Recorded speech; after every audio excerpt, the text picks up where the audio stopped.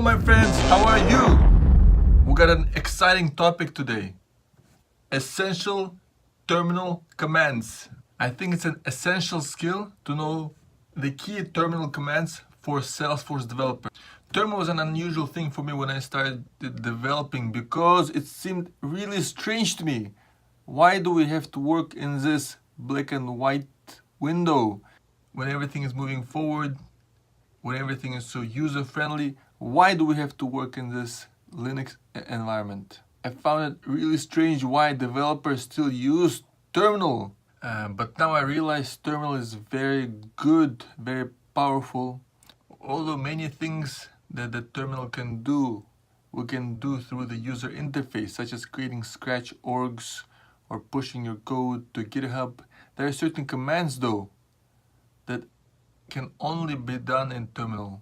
And those are the ones that we'll focus on today. So just to iterate, this video is for people who are new to working with terminal. The terminal is also known as the command line interface. It's an essential tool for any Salesforce developer. Basic terminal fluency is critical for a Salesforce developer to work with GitHub, navigating your directories, and SFDX. SFDX is a very important topic, but it's outside the scope of this video. We will cover it another time. If you're new to terminal, this video is for you. Therefore, stay with me. Alright, let's get started. First, we'll look at the 5 essential GitHub commands. If you want to work with GitHub as a Salesforce developer, this is what you must know at the very basic. When you're working with GitHub, the first step is always copying the GitHub project to your local directory. The way you do it is git clone. You go to your GitHub project, click clone, copy this, and paste here, and boom. You've cloned your project, which in this case is the product consultant app, into your local directory. So I put an ls, and I will see that here is product consultant app. I just copied it. Okay, I can open the product consultant app directory. So what I do is I do cd, which stands for chain directory, and I put in prod, and I can click tab and it auto completes. I click enter. I'm inside the product consultant app. So first is clone. The second most important command, in my opinion, is switching from one branch to another. And you do that by git checkout, and then you put in the branch name. In my GitHub project, here are the different branches: April 8, March 29, V1, V2. So by default, I'm on V1 branch, which is like the master branch. Git checkout V2.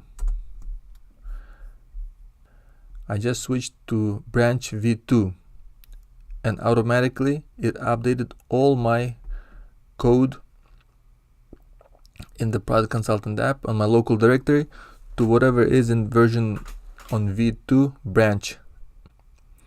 Okay, so git checkout branch is a very useful command. You cannot do this command through the user interface, so that's why I put a star next to it. This is very important that you know it. Sometimes you don't want to check out a specific branch, but you want instead to create a new branch. So how you do it is git checkout -b, then put in the branch name. Git checkout -b, and the date today is May 21. Switch to a new branch. So I just created a new branch.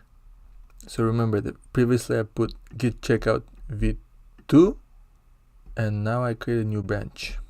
This is also functionality that you cannot accomplish through the UI. This can only be completed through the terminal. So that's why I put a star. After you do some of your coding, you build your Apex class, Visual Force page, or Lightning Web Component. You want to save your work. So what you do is git commit -m commit message, git commit -m to video demo. Oh, because I didn't make any changes, it did not commit. But had I made some changes, this would have committed it. Alright, so git commit and git push origin. Git commit just basically saves it locally, but eventually you want to push your code to GitHub.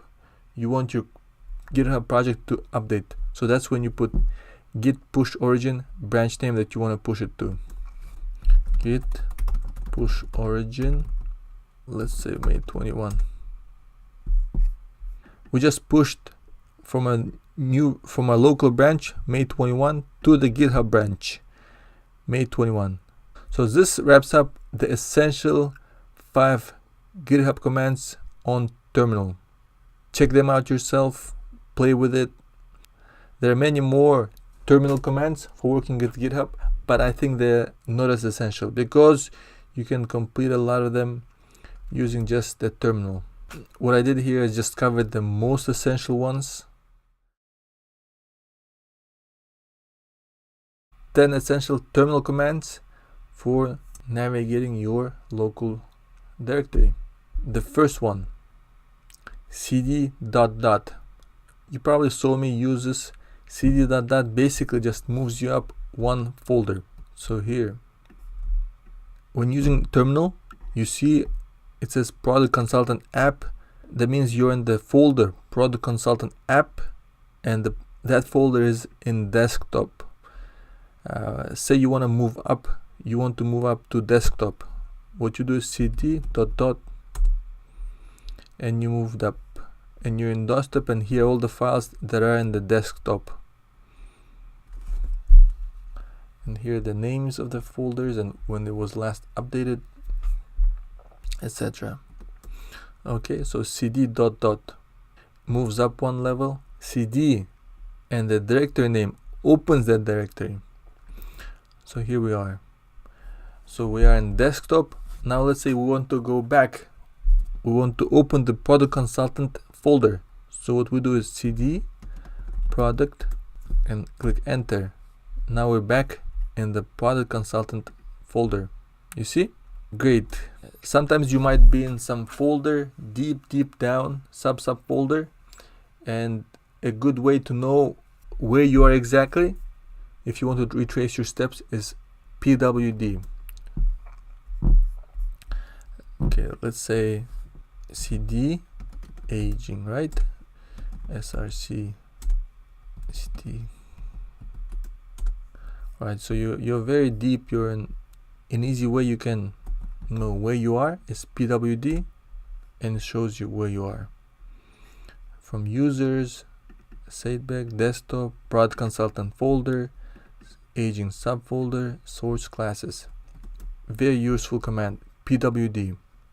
If you want to open certain file, you just type in open and the file name. So right now I'm putting in ls, and this shows me what are the contents of this folder that I'm in, classes. Let's say I want to open file mcenable.cls. Open mce. Okay, it's against this. I have to put mce.cls. And here it opened me this class, mcenable class. Great, right? And this is a command I already showed you many times so far. ls basically lists you the folder's contents. So right now I'm in the classes folder. If I type in ls, it'll show me everything that's in the classes folder. So you see this ending, cls stands for class. All of these are classes. Let's say you want to create a new file, a new Apex class. And a very easy way to do that is touch test. Okay, and now if we put in ls, here we go, test file 2.cls. And if we open the file, test file 2.cls, we should see it's blank, right? So we see that you can use touch and put in the file name to create a certain file. After you put in certain terminal commands, looked at the contents of your folders, you have a lot of things showing up, and you end up typing in this little space below.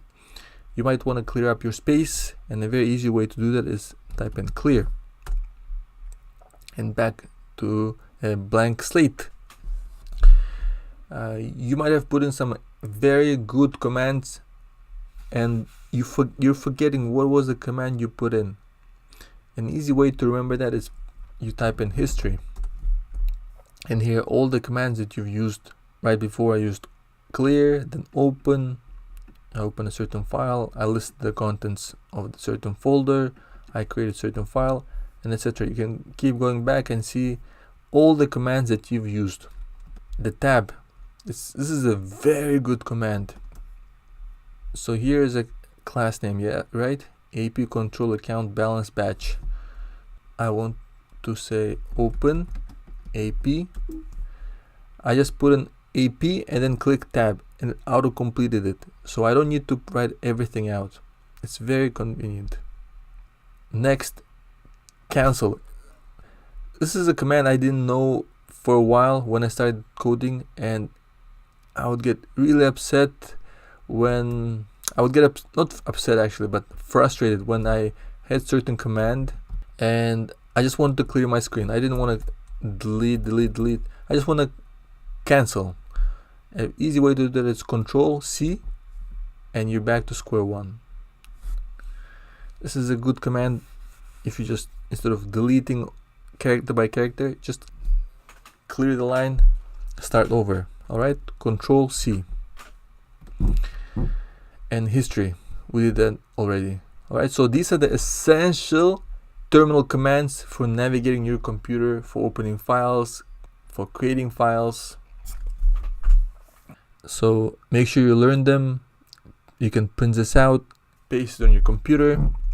This is a bonus information. There are two more useful commands that I think they would come in handy for Salesforce developer: Control A and Control E.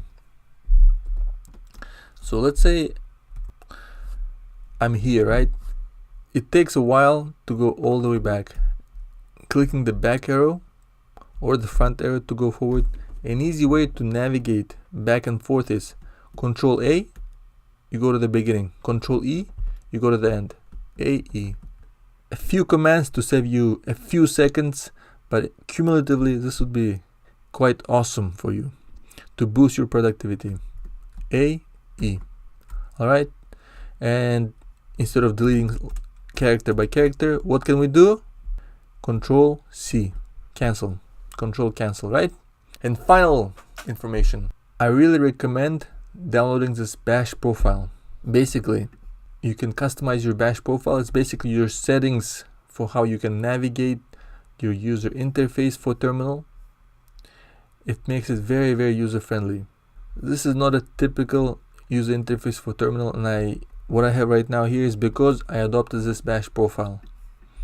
I really like it, and I recommend you adopt it as well.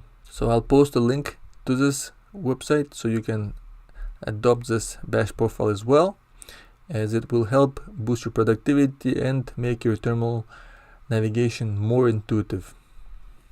Alright, thank you so much for your attention. If you like this video, please like and subscribe.